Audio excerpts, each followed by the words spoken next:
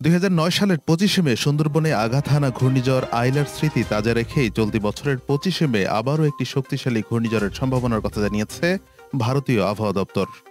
রেমাল নামের এই ঘূর্ণিঝড়টি ২৪শে মে বঙ্গোপসাগরে শক্তি বাড়িয়ে ভূভাগের দিকে ধেয়ে আসতে পারে, যা ২৫ মে ভারতের পশ্চিমবঙ্গ ও বাংলাদেশের উপকূলে আছড়ে পড়তে পারে। মধ্যপ্রাচ্যের দেশ ওমান এই ঘূর্ণিঝড়টির নামকরণ করেছে। পূর্বাভাস অনুযায়ী মে মাসে বঙ্গোপসাগরে দুটি নিম্নচাপ সৃষ্টি হতে পারে। ২০ মে থেকে একটি ঘূর্ণিঝড়ের গতিপথ স্পষ্ট হবে, যা ২৪শে মে থেকে শক্তি বাড়িয়ে স্থলভাগের দিকে এগিয়ে যাবে।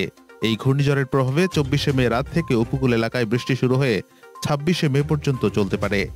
এদিকে সারা দেশে কম বৃষ্টির কারণে তাপমাত্রা বেড়ে ৪২ জেলার উপর দিয়ে তাপপ্রবাহ বয়ে যাচ্ছে।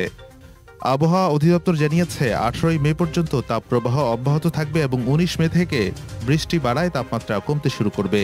মঙ্গলবার নীলফামারীর সৈয়দপুরে সর্বোচ্চ তাপমাত্রা ৩৮.৪ ডিগ্রি সেলসিয়াস রেকর্ড করা হয়েছে। আবহাওয়াবিদ মোহাম্মদ ওমর ফারুক জানিয়েছেন, বৃষ্টি কমে যাওয়ায় তাপমাত্রা বেড়েছে এবং ১৮ মে পর্যন্ত এই প্রবণতা অব্যাহত থাকবে।